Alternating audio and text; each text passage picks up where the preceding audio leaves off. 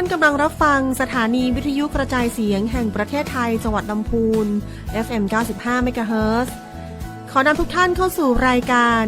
คุยเฟื่องเรื่องเกษตรลำพูนคุณก็อยากรู้ในเรื่องนี้ยัง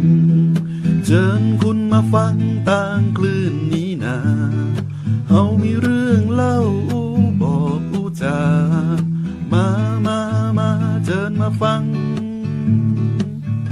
คุยเฟื่องเรื่องเกษตรลำพูนสวัสดีค่ะขอต้อนรับเข้าสู่รายการคุยเฟื่องเรื่องเกษตรลำพูนออกอากาศทางสถานีวิทยุกระจายเสียงแห่งประเทศไทยจังหวัดลำพูน FM 95 เมกะเฮิรตซ์ทุกวันเสาร์เวลา 17 นาฬิกาถึง 18 นาฬิกาวันนี้นะคะเราจะมาพูดคุยเรื่องเกษตรของตำบลบ้านทิอำเภอบ้านทิจังหวัดลำพูนดำเนินรายการโดยเกษตรแหวนนางสาวสุดารักษ์ชัยนวลนักวิชาการส่งเสริมการเกษตรชำนาญการสำนักงานเกษตรอำเภอบ้านทิจังหวัดลำพูนนะคะเราจะได้มาทำความรู้จักกับตำบลบ้านทิให้มากขึ้นนะคะโดยตำบลบ้านทินะคะเป็นชื่อของตำบลและหมู่บ้านนะคะที่ตั้งชื่อตามลำน้ำแม่ทิซึ่งมีต้นกำเนิดมาจากเทือกเขาขุนน้ำแม่ทิในเขตพื้นที่หมู่บ้านดอยเวียงหมู่ที่9ตำบลบ้านทินะคะซึ่งเป็นเขตติดต่อกับอำเภอแม่ทาจังหวัดลำพูนอำเภอแม่ออนจังหวัดเชียงใหม่โดยที่มีลำน้ำแม่ทินะคะไหลผ่านตลอดกลางของตำบลบ้านทิทางตะวันออกไหลผ่านลงสู่ลำน้ำแม่กวงทางด้านหมู่บ้านสัมมนะหมู่ที่10ตำบลบ้านทินะคะโดยตำบลบ้านทินะคะจะมีที่ตั้งอยู่ทางทิศตะวันออกเฉียงเหนือของจังหวัดลำพูนค่ะในปัจจุบันนะคะตำบลบ้านทิมีการแบ่งเขตพื้นที่การปกครองอยู่20หมู่บ้านนะคะโดยตำบลบ้านทิจะมีอาณาเขตติดต่อกับโดยทางทิศเหนือจะติดต่อกับตำบลห้วยยาบอำเภอบ้านทิจังหวัดลำพูนติดต่อกับตำบลบวกค้างและตำบลออนต้าของอำเภอสันกำแพงจังหวัดเชียงใหม่นะคะส่วนในทางทิศใต้จะติดต่อกับเขตตำบลมะเขือแจ้อำเภอเมืองจังหวัดลำพูนทางทิศตะวันออกจะติดต่อกับอำเภอแม่ทาจังหวัดลำพูนและในส่วนทางทิศตะวันตกติดต่อกับตำบลอุโมงค์อำเภอเมืองจังหวัดลำพูนและตำบลชมพูอำเภอสารพีจังหวัดเชียงใหม่ค่ะส่วนวัฒนธรรมและขนบธรรมเนียมประเพณีของตำบลบ้านทินะคะจะมีขนบธรรมเนียมประเพณีและวัฒนธรรมที่สืบต่อกันมาตั้งแต่โบราณก็จะเป็นภาษาพูดนะคะที่จะเป็นเอกลักษณ์ของตัวเองก็คือจะเป็นภาษาคำเมืองภาษาไทยยองและภาษาไทยลื้อนะคะซึ่งเป็นภาษาของชนพื้นเมืองดั้งเดิมของตำบลบ้านทินะคะโดยการแต่งกายในอดีตเนี่ยค่ะของตำบลบ้านทิจะมีลักษณะของชาวล้านนาก็คือลักษณะทั่วไปก็คือจะแต่งชายก็จะเป็นนุ่งกางเกงสะดอนะคะหรือว่ากางเกงขาก๊วยส่วนเสื้อผ้าฝ้ายนะคะหรือว่าพื้นเมืองมีผ้าขาวม้าคาดที่พุงนะคะส่วนผู้หญิงก็จะเป็นผ้าสิ้นสวมเสื้อแขนกระบอกไว้ผมมวยมัดทัดด้วยดอกไม้นะคะซึ่งในปัจจุบันเนี่ยก็จะเห็นได้ในตามงานประเพณีต่างๆที่จะมีการแต่งกายแบบนี้นะคะซึ่งการแต่งกายเนี่ยจะเป็นเปลี่ยนไปตามยุคตามสมัยนะคะโดยจะมีการสืบทอดทางวัฒนธรรมที่จะเห็นได้ตามงานประเพณีต่างๆจากบรรพบุรุษจนถึงลูกหลานมาในปัจจุบันนะคะการสืบทอดที่ยังเห็นได้ชัดในลักษณะของทางวัฒนธรรมก็จะมีการตีกลองหลวงการเรียนศิลปะฟ้อนรำการฝึกสอนดนตรีพื้นบ้านสล้อซอสึงการแกะสลักการจักสานโดยเฉพาะของตำบลบ้านทิเนี่ยก็จะมีเอกลักษณ์ที่เป็นยังคงอนุรักษ์ไว้ก็จะมีการทำน้ำทุ่งนะคะซึ่งเขาจะใช้ในการตักน้ำจากน้ำบ่อของชาวบ้านสมัยแต่ก่อนนะคะส่วนการท่องเที่ยวของตำบลบ้านทินะคะก็จะมีทั้งการท่องเที่ยวในลักษณะของโบราณสถานและทางธรรมชาติก็คือวัดพระธาตุดอยเวียงจะอยู่ที่หมู่ที่9บ้านดอยเวียงตำบลบ้านทิอ่างเก็บน้ำแม่ทินะคะที่ในปัจจุบันเนี่ยจะเป็นสถานที่ท่องเที่ยว วันหยุดพักผ่อนนะคะของใครหลายๆคนที่ชื่นชอบนะคะจะมีทั้งอาหารการกินร้านกาแฟต่างๆสามารถเข้ามาเยี่ยมชมได้นะคะที่อ่างเก็บน้ำแม่ทินะคะส่วนทางวัฒนธรรมก็จะมีในด้านของพระพุทธเฉลิมศรีราชหรือวัดศรีดอนชัยหรือวัดพระยืนใหญ่ที่เรารู้จักกันก็จะอยู่หมู่ที่10บ้านสามณะตำบลบ้านถินะคะเรามาทำความรู้จักพื้นที่การเกษตรของตำบลบ้านทิดีกว่านะคะโดยทั่วไปเนี่ยตำบลบ้านทิก็จะมีพืชเศรษฐกิจอยู่ประมาณ4อย่างนะคะก็จะมีข้าวลำไยมะม่วงปาล์มน้ำมันและก็ยางพารานะคะข้าวก็จะเป็นที่นิยมปลูกกันก็คือจะมีสับปะตอง1กขอ6ส่วนลำไยนะคะก็จะมีปลูกมากในอำเภอบ้านทิเหมือนกันตำบลบ้านทิเหมือนกันก็จะมีลำไยพันธุ์อีดอร์นะคะส่วนมะม่วงเนี่ยก็จะมีทั้งมะม่วงน้ำดอกไม้มะม่วงโชคอนันต์ที่เราจะเห็นได้ชัดๆนะคะปาล์มน้ำมันของเราก็มีนะคะจะมีพื้นที่ให้ปลูกปาล์มน้ำมันโซนพื้นที่ตำบลบ้านทิโซนล่างนะคะก็จะมีพื้นที่อยู่ประมาณ120กว่าไร่เนี่ยค่ะแล้วก็ที่สำคัญก็จะมียางพาราอยู่ในพื้นที่ด้วยนะคะสำหรับหัวข้อที่เราจะพูดในวันนี้ก็คือการปลูกพืชตามสถานการณ์ในช่วงฤดูแล้งนะคะเพื่อเป็นการปลูกพืชให้เหมาะกับสถานการณ์แล้วก็สร้างรายได้ให้ในช่วงฤดูแล้งที่จะถึงนี้นะคะโดยสำนักงานเกษตรอำเภอบ้านทินะคะได้มีการติดตามสถานการณ์นะคะแล้วก็เตรียมความพร้อมสร้างความรับรู้ความเข้าใจนะคะแล้วก็วันนี้ที่เราจะได้นำหัวข้อเรื่องมาเพื่อสร้างความรับรู้วางแผนการเพาะปลูกพืชฤดูแล้งในปี2568ที่จะถึงนี้นะคะให้เหมาะสมสอดคล้องกับปริมาณน้ำในพื้นที่และความเหมาะสมของพืชในพื้นที่ที่จะปลูกนะคะโดยเลือกชนิดพืชที่จะปลูกสนับสนุนและส่งเสริมให้เกษตรกรปลูกพืชให้เหมาะสมกับสถานการณ์รวมถึงการเตรียมความพร้อมการสำรองกักเก็บน้ำไว้ใช้ตลอดฤดูการเพาะปลูกนะคะโดยการใช้น้ำอย่างรู้คุณค่าและมีประสิทธิภาพนะคะจะช่วยให้ไม่เกิดผลกระทบต่อความเป็นอยู่และสร้างรายได้ให้กับเกษตรกรในช่วงฤดูแล้งนะคะสำนักงานเกษตรอำเภอบ้านทิของเรานะคะวันนี้เราจึงจะได้นำความรู้เรื่องการใช้น้ำและการปลูกพืชตามสถานการณ์ในช่วงฤดูแล้งนะคะอาจจะมีทั้งพืชนะคะที่เหมาะสมในการจะปลูกในช่วงฤดูแล้งที่จะถึงเพื่อให้เกษตรกรมีความรู้เกี่ยวกับการปลูกพืชและการใช้น้ำอย่างรู้คุณค่ายังมีประสิทธิภาพเพื่อเป็นทางเลือกในการปลูกพืชนะคะและให้เกิดการบริหารจัดการพื้นที่ในการสร้างรายได้ให้กับเกษตรกรนะคะสำหรับพืชที่เราเลือกมาในวันนี้นะคะก็จะมีอยู่ประมาณ4พืชที่เราจะมาแนะนำในการปลูกในช่วงฤดูแล้งเพื่อเป็นการสร้างรายได้นะคะก็จะมีคร่าวๆก็จะมีพริกนะคะแตงกวาแตงไทยแล้วก็เป็นเห็ดนะคะเป็นเห็ดกองเตี้ยนะคะที่วันนี้เราจะมานำหัวข้อความรู้มาให้ก็คงจะเป็นในช่วงที่2นะคะเดี๋ยวเราจะมานำความรู้มาพูดว่ามีการเพาะปลูกการดูแลรักษาโรคและแมลงเป็นยังไงบ้างนะคะก็คงจะเป็นในช่วงที่2นะคะก่อนที่เราจะไปพักในช่วงที่2นะคะเราไปพักรับฟังเพลงเพราะๆกันสักครู่นะคะแล้วกลับมาพบกันในช่วงที่2นะคะค่ะ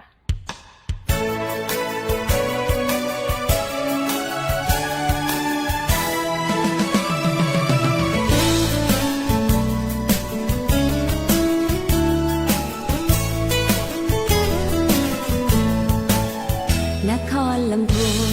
แดนดินถิ่นสวรรค์ช่างงามการคำจำนั้นดังเมืองในฝันฉันเยือนมาน้ำพวงทาลีแม่ที่ชื่นชมอุราเธอทูลกราบไหว้บูชาองค์ครูบาศรีวิชัยหาริคุณชัยวิไลรุ่งเรืองป่าสร้างดีผ้าพื้นเมืองทอด้วยมือเลื่องลือไกลแม่ทากล่าวขานเรื่องการแกะสลักไม้เกษตรกรรมยิ่งใหญ่เรา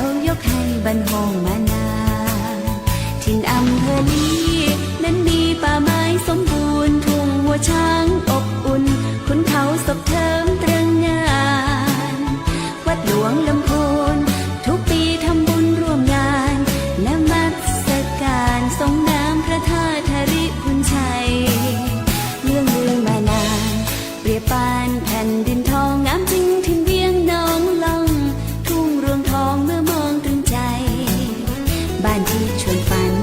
เปรียบดังสวรรค์อัมภัยเมืองนี้มีมนต์ดลให้ฉันประทับใจในลำพูน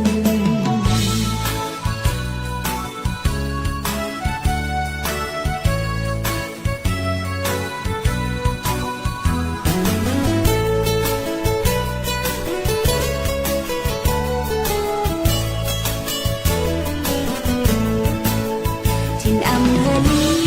นั้นมีป่าไม้สมบูรณ์ทุ่งหัวช้างอบอุ่นขุนเขาสบเทิมตรึงงานวัดหลวงลำพูนทุกปีทำบุญร่วมงานนมัสการทรงน้ำพระธาตุธริพุนชัยเรื่องลือมานานเปรียบปานแผ่นดินทองงามจริงถิ่นเวียงน้องล่องทุ่งรวงทองเมื่อมองตรึงใจบ้านที่ชวนฝันเปรียบดังสวรรค์อัมภัยเมืองนี้มีมนต์ดลให้ฉันประทับใจในลำพูน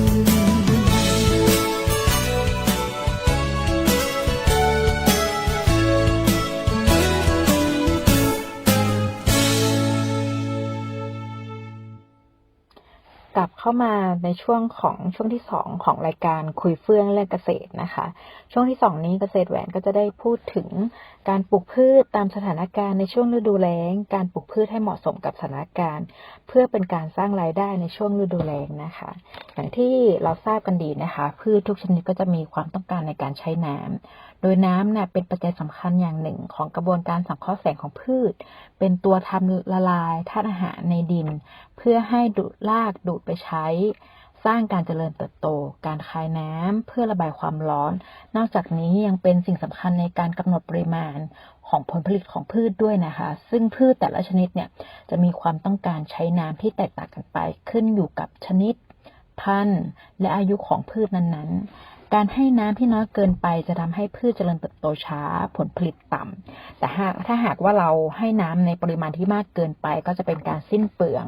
การเสียค่าใช้จ่ายโดยไม่จำเป็นนะคะดังนั้นเราจึงจำเป็นจะต้องมีการใช้น้ำให้น้ำที่เหมาะสมกับความต้องการของพืชนั้นๆนะคะโดยในปัจจุบันเนี่ยสภาพภูมิอากาศของประเทศไทยมีความแปรปรวนมีแนวโน้มน้ำแล้งหรือว่าในบางช่วงก็จะมีน้ำ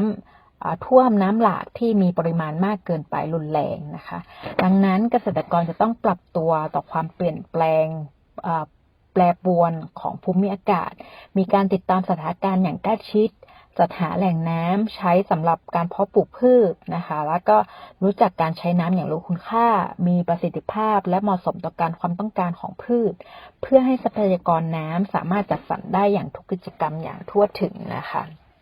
ที่บอกไปก็คือวันนี้เราจะนำพืชอยู่4ชนิดนะคะที่จะแนะนำให้ปลูกในช่วงฤดูแล้งที่จะถึงนี้นะคะก็จะมีแตงกวาพริกแตงไทยแล้วก็เห็ดฟางกองเตี้ยนะคะที่เราจะแนะนำพืชอย่างที่1ที่เราจะแนะนำในวันนี้ก็คือแตงกวานะคะแตงกวาเนี่ยเป็นพืชที่มีปริมาณการใช้น้ำอยู่ที่560ถึง640ลูกบาศก์เมตรต่อไร่ต่อฤดูการผลิตนะคะอายุการเก็บเกี่ยวเริ่มเก็บเกี่ยวเมื่ออายุประมาณ 25-30 วันเก็บเกี่ยวผลผลิตได้นาน30วันนะคะก่อนที่เราจะปลูกอะไรเนี่ยเราก็จะต้องมีการวางแผนการผลิตนะคะว่ามีตลาดรองรับที่แน่นอนไหมมีการใช้น้ำที่เหมาะสมสามารถเพาะปลูกได้ตลอดทั้งฤดูกาลหรือไม่นะคะแล้วก็อย่างแตงกวาเนี่ยไม่ควรปลูกในพื้นที่ที่มีน้ำขังชื้นแฉะและไม่ควรให้น้ำในช่วงเย็นนะคะจะทำให้เกิดโรคทางใบได้ง่ายควรปลูกในพื้นที่โล่งแจ้งได้รับแสงแดดตลอดทั้งวันข้อควรระวังของการปลูกแตงกวานะคะก็คือหากอากาศร้อนจัดในช่วงฤดูออกดอกอาจจะพบปัญหาดอกร่วงทำให้ผลผลิตลดลงและถ้าหากมีช่วงที่ตอนเช้าอุณหภูมิต่ำกว่า10องศาเซลเซียสแตงกวาก็จะมีการชะงักการเจริญเติบโตได้นะคะสำหรับการปลูกและดูแลรักษาเกษตรกรควรจะเลือกปลูกแตงกวาพันธุ์ที่มีตลาดต้องการนะคะการปลูกก็จะมีการเตรียมดินขนาดแปลงก็คือ1เมตรระยะปลูกต่อหลุมนะคะ40-50 เซนติเมตรระยะระหว่างแถวนะคะก็จะประมาณ 80ถึง90เซนติเมตรมีจำนวน2หลุมรองก้นหลุมด้วยปุ๋ยคอกหรือปุ๋ยเคมีสูตร15-15-15นะคะปริมาณปลายช้อนชาคลุกดินให้เข้ากันนะคะแล้วก็หยอดเมล็ดพันธุ์ 2-3 เมล็ดต่อหลุมเมื่อเมล็ดออกเขาเรียกว่าอะไรเติบโตแล้วนะคะก็จะให้เหลือต้นที่แข็งแรงประมาณ 1-2 ต้นต่อหลุมนะคะการให้น้ำของแตงกวาก็จะเป็นการให้น้ำอย่างสม่ำเสมอโดยดูจากสภาพพื้นดินอย่าให้แฉะจนเกินไปนะคะส่วนการใส่ปุ๋ยก็จะเมื่อแตงกวาปลูกได้ประมาณ 7-10 วันก็จะมีใส่ปุ๋ยเคมีสูตร15-15-15นะคะอัตรา1/4 ช้อนชานะคะต่อหลุมแล้วก็เมื่อมีอายุประมาณ30วันก็จะมีการทำค้างนะคะเริ่มมีการออกดอกก็จะเป็นให้ปุ๋ยอีกครั้งหนึ่งนะคะการดูแลรักษาในช่วงนี้นะคะก็จะมีการปลูกพืชตามสถานการณ์ในช่วงฤดูแล้งเมื่อแตงกวาอายุได้ประมาณ 25-30 วันเนี่ยก็จะมีเริ่มออกดอกและให้ผลผลิตอย่างต่อเนื่องนะคะจะเก็บผลผลิตได้ยาวนานถึง30วันผลผลิตก็มากอยู่นะคะก็ประมาณ4,000 ถึง 6,000 กิโลกรัมต่อไร่นะคะส่วนโรคแมลงที่เราจะพบในแตงกวาก็จะมีด้วงเต่าแตงนะคะซึ่งจะเป็นตัวหนอนอาศัยอยู่ในดินนะคะจะเป็นกัดกินรากที่เป็นพืชอาศัยตัวเต็มวัยจะกัดกินใบเป็นวงนะคะเป็นรูๆนะคะวิธีการป้องกันกำจัดก็จะเป็นควรทลายแหล่งที่อยู่อาศัยของแมลงรวมทั้งเศษซากแตงหลังจากการเก็บเกี่ยวนะคะ2พืชที่เราจะพบในแตงกวาบ่อยก็จะมีเพี้ยอ่อนนะคะกับเพี้ยอ่อนเนี่ยจะมีทั้งตัวอ่อนและตัวเต็มวัยที่จะดูดกินน้ำเลี้ยงที่ใบแล้วก็ยอดอ่อนทำให้ใบม้วนแคกแกลนและยังเป็นพาหะของการนำเชื้อไวรัสมาสู่ต้นได้นะคะวิธีการป้องกันกำจัดก็จะมีมันตรวจดูยอดและใต้ใบอย่างสม่ำเสมอหากพบใบหงิกงอให้เด็ดหรือตัดทำลายนะคะหรือว่าจะใช้กับดักกาวเหนียวดักจับตัวเต็มวัยและแบบหรือจะเป็นการปล่อยแมลงช้างปีกใสอัตรา200ตัวต่อไร่ห่างกันทุกๆ7วันนะคะหรือว่าอันดับที่4นะคะก็จะเป็นการใช้สารเคมีที่มีประสิทธิภาพในการป้องกันนะคะโรคที่เราจะพบในโรคใบด่างแตงนะคะก็จะมีสาเหตุมาจากเชื้อไวรัสนะคะก็จะทำให้มีอาการของใบมีขนาดเล็กลงด่างเหี่ยวย่นขอบใบม้วนนะคะต้นแคกแกนใบที่ยอดและแตกใบอ่อนจะเป็นใบเล็กๆฝอยนะคะก็อย่างที่บอกก็คือควรจะมีการป้องกันกำจัดในลักษณะของการเลือกต้นพันธุ์กำจัดวัชพืชรอบๆบริเวณที่ปลูกนะคะแล้วก็ทำความสะอาดเครื่องมือการเกษตรทุกครั้งเพื่อป้องกันไม่ให้เกิดการแพร่ระบาดของเชื้อไวรัสในการสัมพืชนะคะชนิดที่2ที่เราจะแนะนำในการปลูกช่วงฤดูแล้งก็คือพริกนะคะปริมาณการใช้น้ำของพริกก็จะอยู่ที่700 ถึง 800 ลูกบาศก์เมตรต่อไร่ต่อฤดูการผลิตอายุการเก็บเกี่ยวจะเริ่มเก็บเกี่ยวเมื่ออายุประมาณ65วันจนถึง180วันนะคะการวางแผนการผลิตก็ควรจะปลูกในช่วงที่มีตลาดรองรับที่แน่นอนนะคะเนื่องจากในช่วงเดือนธันวาถึงมกราก็จะเป็นช่วงฤดูของการปลูกพริกมีพริกออกในตลาดมากนะคะมีความแปรผันในส่วนของราคานะคะก็ในการปลูกพืชนะคะหรือว่าปลูกพริกเนี่ยก็ควรจะมีแหล่งน้ำที่สามารถใช้เพาะปลูกได้ตลอดฤดูการผลิตเนาะ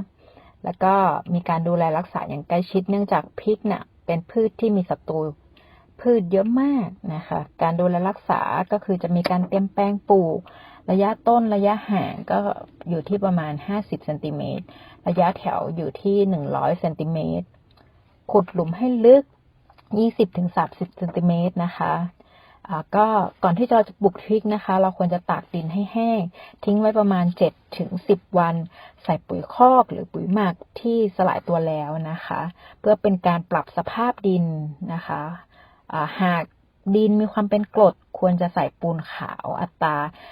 100-200 กิโลกรัมต่อไร่นะคะการยกแปลงปลูกพริกนะคะควรจะยกแปลงสูงขนาด30เซนติเมตรกว้าง120เซนติเมตรคุมด้วย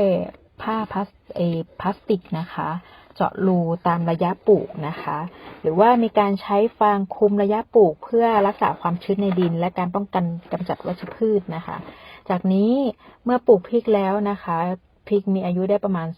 30-40 วันความสูงอยู่ที่ประมาณ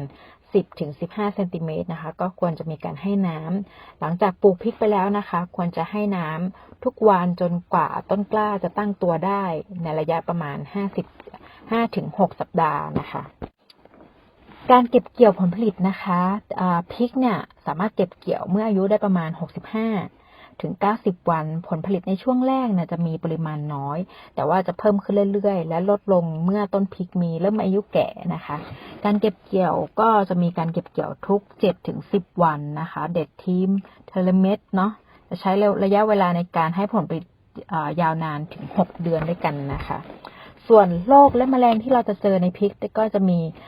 เพี้ยไฟพริกเนาะจะมีทั้งตัวอ่อนและตัวเต็มวัยนะคะในการดูดกินน้ำเลี้ยงตามใบดอกผลทำให้ยอดอ่อนมีการหงิกงอขอบใบหงิกงอนะคะก็ควรจะมีการหมั่นสำรวจนะคะว่า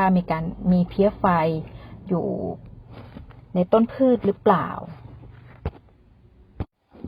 หากพบ5 ตัวขึ้นไปนะคะควรจะเพิ่มความชื้นโดยการให้น้ำอย่าปล่อยให้พืชขาดน้ำนะคะจะทำให้พืชอ่อนแอและเพี้ยไฟพริกระบาดอย่างรวดเร็วนะคะแมลง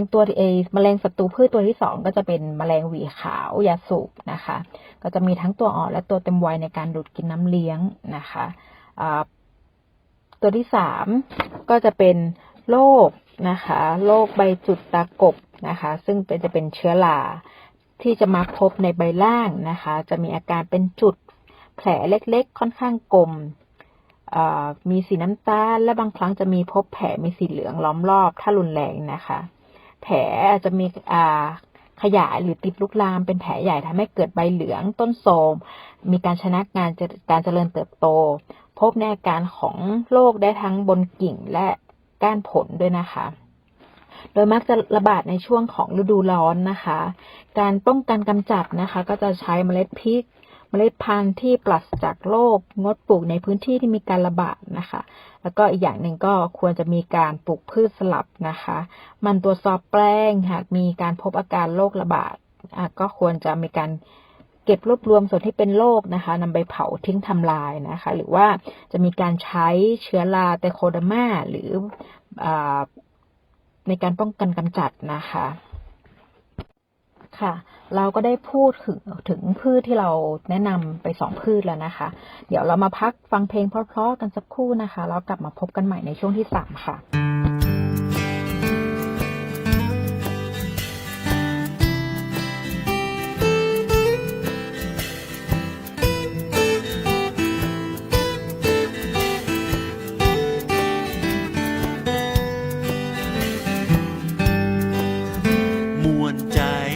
ม่วนอกม่วนใจหาริปุ่นใจม่วนใจละปูเมืองเก่าห่มใต้ใบบุญเมืองนี้มีน้ำละปูนลำพูนเก่าเนานานปัง300 ปีป่ายหนุ่มเหล่าสาวงามรองเรืองเมืองเนื้อกระเดืองเลื่องลำใหญ่บอกไกลบอกไก่เจียงใหม่สงบห่มเย็นเป็นไปหาริพุนชัยนี่ไงละปูแถวงานส่งน้ำพระธาตุไปวัดพระบาทตากผ้าทำบุญน้ำตกก็เมืองลีละปูเจ้าแม่จามเทวีที่เถิดทูลไว้สาครูบาเจ้าตนบุญครูบาศรีวิจัยเป็นดีใครชวนน้องไปเติบไปแอวไปซอกจิ้มลำใหญ่พระรอดคลังพระฝ้ายงามน้ำพวงใสเจ้าละปูนพร้อมต้อนรับด้วยน้ำใจมาเร็วไวมาม่วนใจละปู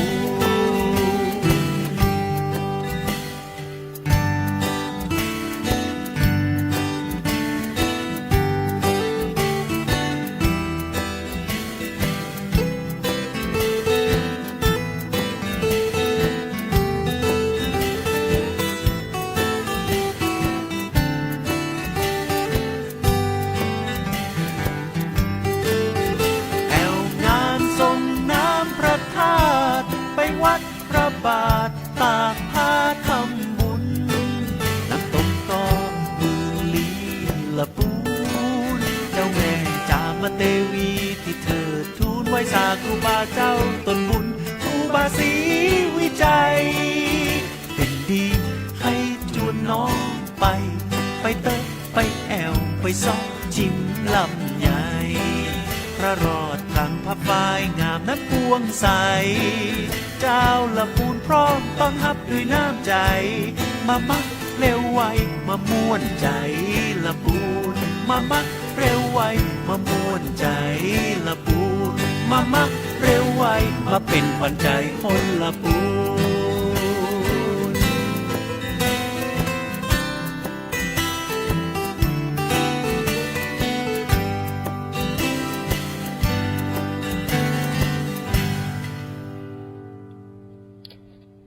กลับมาพบกันในช่วงที่3กันต่อนะคะสำหรับพืชที่เราจะแนะนำในการปลูกในช่วงที่3นี้ก็จะมีแตงไทยนะคะปริมาณการใช้น้ำของแตงไทยก็จะอยู่ที่650นะคะถึง700ลูกบาศก์เมตรต่อไร่ต่อฤดูกาลผลิตนะคะอายุการเก็บเกี่ยวอยู่ที่ประมาณ60วันสามารถทยอยเก็บเกี่ยวผลผลิตได้ที่อายุและขนาดนะคะไม่ควรนะคะปลูกในพื้นที่ที่มีน้ำขังและชื้นแฉะไม่ควรให้น้ำในช่วงเย็นนะคะแล้วเพราะจะทำให้เกิดโรคทางใบได้นะคะควรจะปลูกพืชในที่โล่งแจ้งได้รับแสงแดดตลอดทั้งวันรวมทั้งมีการดูแลอย่างใกล้ชิดนะคะแตงไทยจะมีการอ่อนแอต่อโรคและแมลงศัตรูพืชในเฉพาะช่วงฤดูหนาวนะคะการปลูกและการดูแลรักษาก็เกษตรกรควรจะเลือกปลูกพันธุ์ตามที่ตลาดมีความต้องการนะคะการเตรียมดินก็คือไถพรวนแล้วตัดดินให้ไว้ในปริมาณ2สัปดาห์ใส่ปุ๋ยอินทรีย์นะคะมีการไถพรวนอีก 2-3 ครั้งให้ดินร่วนสุยนะคะยกล่องกว้าง80ถึง100เซนระยะห่างแปลงปลูกประมาณ4เมตรนะคะแล้วก็มีการคลุมด้วยพลาสติกสีเทาดำเพื่อลดการให้น้ำนะคะแล้วก็มีการเป็นการป้องกันกำจัดวัชพืชด้วยนะคะรวมถึงการรักษาความชื้นในดินด้วยนะคะโรคและแมลงศัตรูพืชที่สำคัญในแตงกวาก็จะมีเพลี้ยไฟนะคะจะพบในลักษณะของตัวอ่อนและตัวเต็มวัยดูดกินน้ำเลี้ยงที่ใต้ใบยอดอ่อนและก็ตาดอกทำให้เกิดยอดแคะแกลนใบสั้นใบกระด้างนะคะวิธีการป้องกันกำจัดก็จะเป็นการไถพรวนดินเพื่อทลายดักแด้มันสำรวจเพลี้ยไฟบริเวณใต้ใบหรือส่วนต่างๆของพืชนะคะแล้วก็มีการใช้กับดักกาวเหนียวเพื่อกำจัดตัวเต็มวัยนะคะให้ความชุ่มชื้นโดยการให้น้ำอย่างสม่ำเสมอแมลงชนิดที่2นะคะที่เราจะพบในโลกของแตงไทยก็จะคือด้วงเต่าแตงแดงนะคะก็จะเป็นตัวหนอนอาศัยอยู่ในดินกัดกินรากพืชเป็นอาหารตัวเต็มวัยกัดกินใบเป็นวงนะคะเป็นรูมักจะพบด้วงเต่าแตงแดงนะคะระบาดในแปลงปลูกแตงที่มีวัชพืชหนาแน่นนะคะวิธีการป้องกันกำจัดก็คือทลายแหล่งที่อยู่อาศัยของแมลงรวมถึงซากแตงหลังการเก็บเกี่ยวนะคะ3ก็คือโรคใบจุดแตงนะคะเป็นสาเหตุของเชื้อรานะคะมีสาเหตุมาจากเชื้อรามีอาการใบจุดขนาดเล็กค่อนข้างกลมหรือค่อนข้างมีรูปร่างไม่แน่นอนแผลสีน้ำตาลตรงกลางมีแผลมีลักษณะสีเทานะคะขอบแผลออกสีม่วงถึงน้ำตาลเข้มการป้องกันกำจัดก็จะมีมันตรวจสอบแปลงเพราะว่ามีเกิดโรคให้ตัดแต่งกิ่งตัดแต่งส่วนที่เป็นโรคออกมาทำลายนะคะ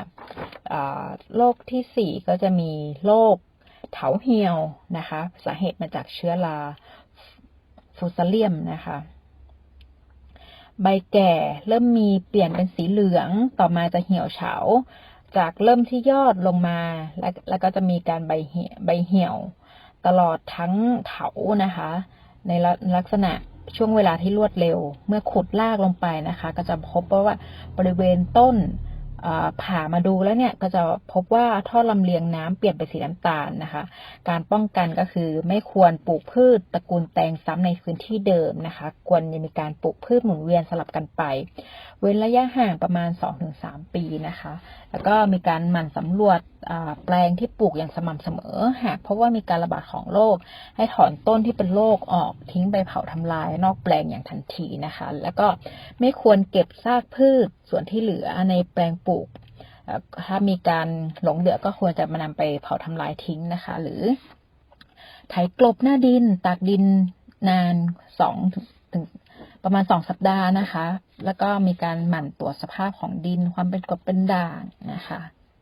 ก็จะสามารถช่วยลดปริมาณของเชื้อในดินลงได้นะคะส่วนชนิดที่4ที่เราจะแนะนำนะคะในการสร้างรายได้ก็คือการเพาะเห็ดฟางกองเตี้ยนะคะการปริมาณการใช้น้ำก็จะอยู่ที่300 ลูกบาศก์เมตรต่อไร่ต่อฤดูกาลผลิตนะคะอายุการเก็บเกี่ยวประมาณ 7-9 วันเก็บได้ต่อเนื่อง5 วันนะคะแล้วก็พักเส้นใย 2-3 วันจากนั้นก็จะเริ่มเก็บผลผลิตในรุ่นที่2ได้นะคะการเพาะเห็ดฟางก็จะมีวัสดุอุปกรณ์ก็จะเป็นหัวเชื้อเห็ดฟางฟางข้าวตอสังผักตบชวานะคะชานอ้อยหรือว่าอาหารเสริมต่างๆนะคะจะเป็นต้นกล้วยสับลำข้าวเป็นต้นนะคะการเพาะเห็ดฟางก็จะเป็นการนำวัสดุเหลือใช้ทางการเกษตรมาทำให้เกิดมูลค่าเพิ่มเนาะอย่างเช่น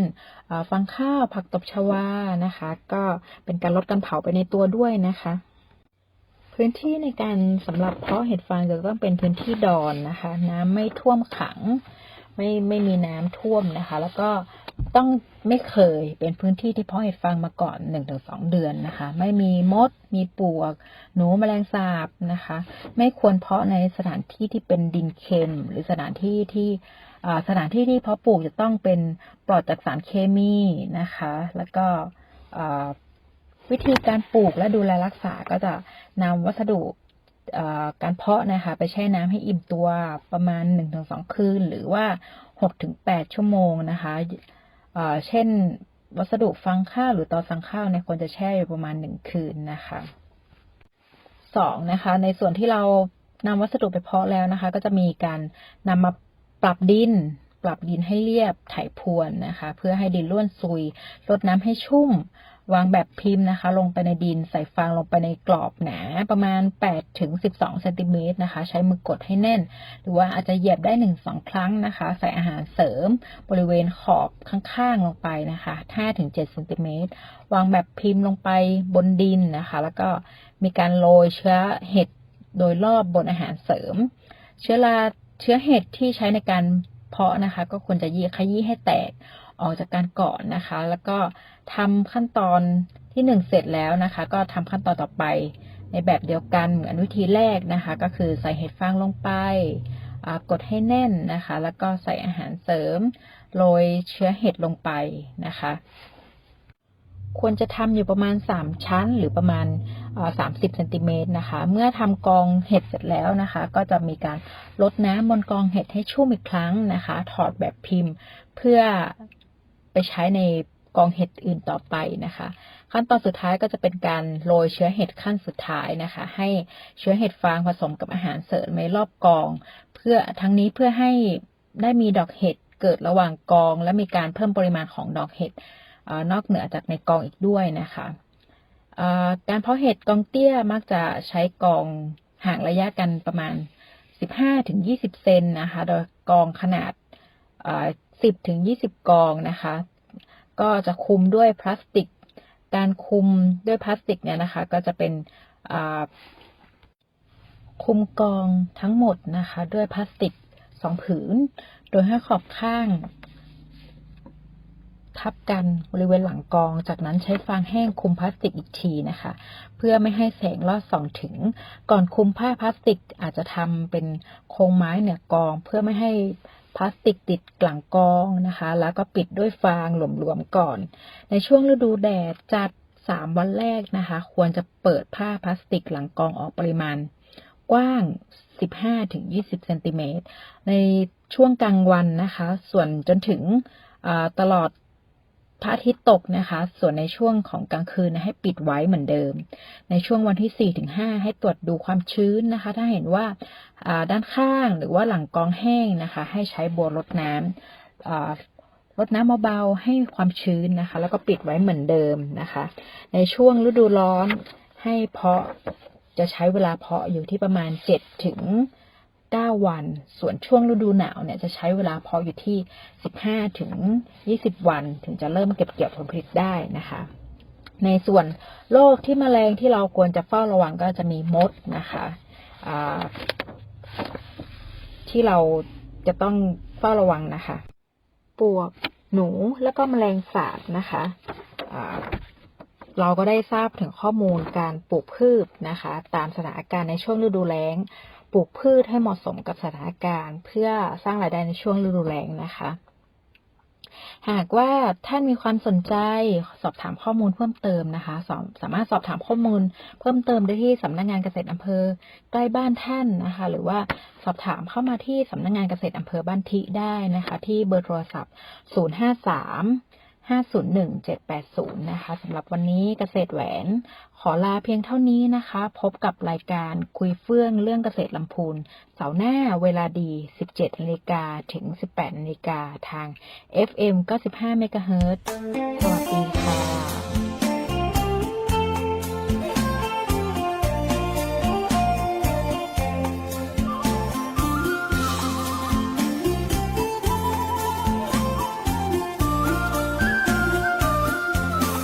มาลำพูนได้พึ่งบุญเจ้าแม่จามมาเทวีกราบองค์ทรงน้ำเจดีย์พึ่งบารมีท่านศรีวิชัยครูบา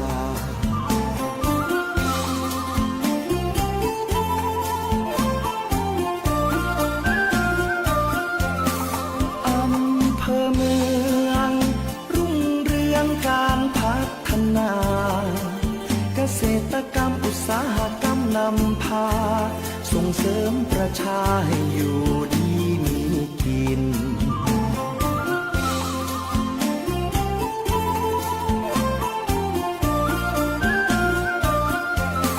ชมป่าสา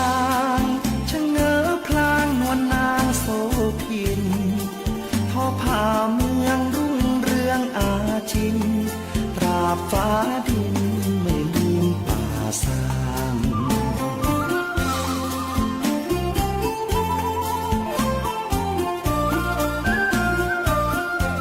บ้านโฮงเจริ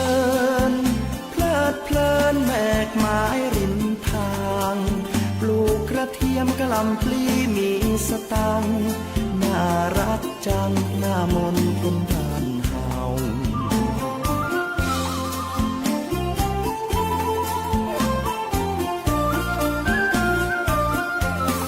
เมืองถิ่นดีเขียวขจีท้องนาป่าเขาล่องแก่งก็ได้หยอกล้อสองเรากลางลำเนาชมธรรมชาติงาม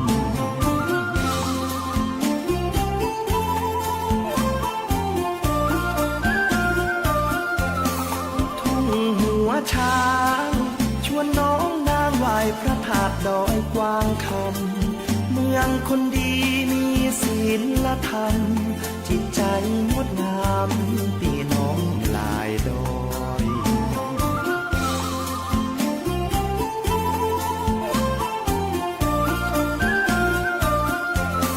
ทินแม่ทาชาวประชาฝีมือเลิศลอย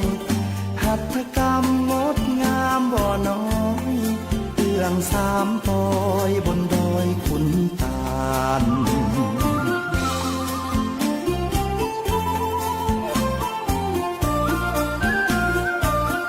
บ้านที่เมืองทองคนลือคนยองนวลน้องผ่องพันงามอนงลอยกระทงสงกรานต์สืบทอดลูกหลานมานานหลายปี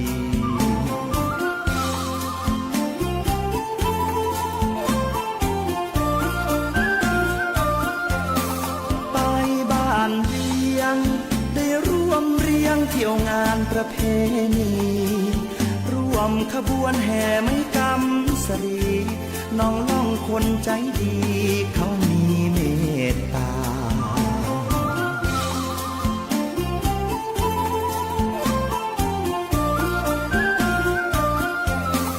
ภูมิแผ่นดินนวมินทร์มหาราชาคนลำพูนเทิดทูนศรัทธาสืบสานมาชั่วฟ้าดินถิ่นงาม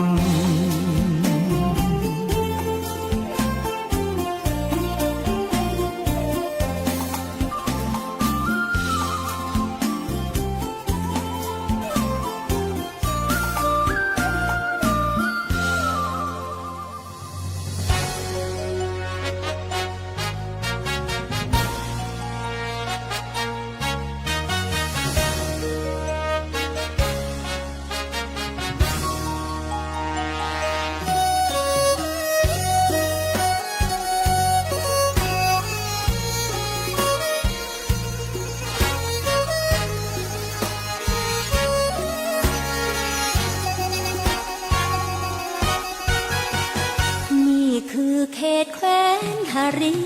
พุนชัยงดงามเลือน้ำไปไกลหินงามน้ำใจเปี่ยมในเมตตารอยยิ้มพิมพ์จิตให้ความเป็นมิตรแด่ผู้เยือนมาธรรมชาติสดใสแมกไม้นานนาหมู่มวลพฤกษาลานตาทั่วไปร่มเย็นอยู่ใต้บุญบารมีขององค์ปฐมกษัตริย์จามเทวีศรีหริพุนชัยกว่า1,300 ปีทรงสร้างธานีรุ่งเรืองวิไลเมื่อครั้งก่อนการตำนานบ่งไว้หริพุนชัยยิ่งใหญ่เหลืองามฟูเฟื่องอัคระเด่นล้ำศิลปะงามมากมายพุทธศาสตร์เบ่งบานสานใจประเพณีสืบไว้งดงามบ่มจิตกายใจไว้ด้วยวัฒนธรรมผู้คนกล่าวขานขนานนามว่าเป็นเมืองงามหริพุนชัยจวบจนวันนี้คือเมืองลำพูนทั่วถิ่นแคว้นแสนอบอุ่นสมเป็นเมืองบุญดังนามขานไทยอุดมสมบูรณ์ด้วยพืชพันธุ์ธัญญาหารทั่วไปเทิดทูนครูบาเจ้าศรีวิชัยอยู่เหนือจิตใจเราไปทั่วกัน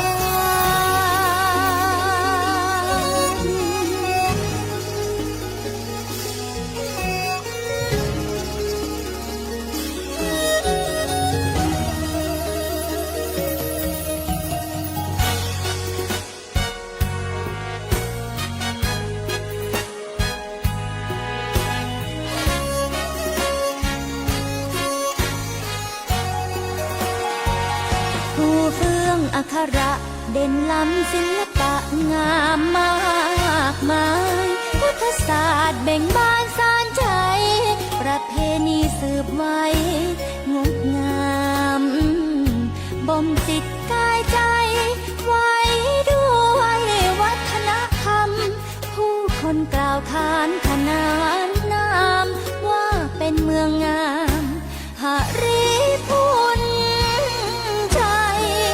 จวบจนวันนี้คือเมืองลำพูนทั่วถิ่นแคว้นแสนอบอุ่นสมเป็นเมืองบุญดังนามขานไทยอุดมสมบูรณ์ด้วยพืชพันธุ์ธัญญาหารทั่วไปเทิดทูนครูบาเจ้าศรีวิชัยอยู่เหนือจิตใจเราไป